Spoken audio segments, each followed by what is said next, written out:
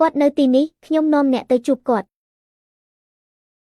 សិនមួយឆឹងសូមអង្វរអ្នកហើយជួយធ្វើពុតជាសង្សារខ្ញុំបន្តិចមួយផ្លែតអ្នកមិនបាច់និយាយអ្វីទេល្អឃើញទេនេះគឺជាបុរសដែលខ្ញុំស្រឡាញ់ប្រសើរជាងបុរសដែលអ្នកឲ្យខ្ញុំរៀបការជាមួយ10000ដងមែនទេជំរាបសួរឪពុកក្មេកពិតជាយុវជនមែនឆ្លោះគ្នាក្បាលក្រែសះជានៅចុងក្រែនៅតែមកលេងសើចនៅចំពោះមុខខ្ញុំទៀតពួកអ្នកទាំងពីរពិតជាគ្មានរឿងអ្វីមែនទេធ្វើម៉េចនឹងមានរឿងកើតឡើងមិនជឿអ្នកមើល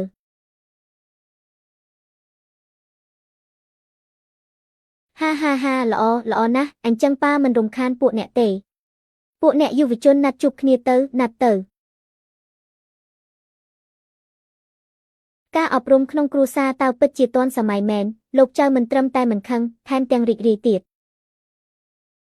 សុំទោសណាឪពុកខ្ញុំសាវ៉ាអាហាអ្នក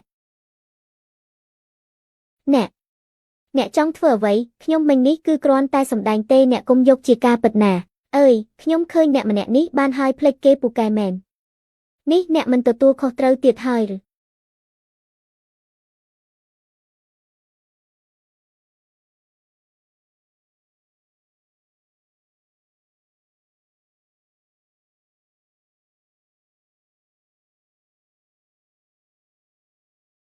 មិញនេះអរគុណអ្នក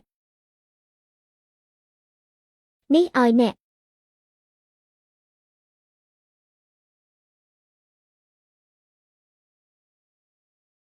យន្តថ្ងៃស្អែកជួបគ្នាអូយបងប្រុសសៀវប៉ីនោះមិនមែនជាសង្សារចាស់របស់អ្នកចាងយិនទេអ្នកគឺជាសង្សារដំបូងរបស់ខ្ញុំនាងខ្ញុំមិនដែលទទួលស្គាល់ទេតាមស្អិតរហូតខ្ញុំមិនយកទេខ្ញុំតាមស្អិតល្អអ្នកជាសង្សាររបស់គាត់មែនហើយសៀវប៉ីជ្រើសរើសខ្ញុំមិនជ្រើសរើសអ្នកមើលទៅមានហេតុផលហើយបែបខ្ញុំនេះស្ត្រីស្អាតពីធម្មជាតិមិនមានបុរសប៉ុន្មានអ្នកអាចបដិសេធបានទេអញ្ចឹងបញ្ហាអ្នកជួយសងលុយដែលគូសៀវប៉ីខ្ចីខ្ញុំទាំងអស់មក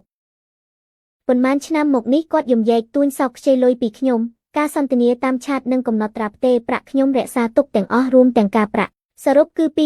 2225 យន់225 យន់ចាត់ទុកជាខ្ញុំ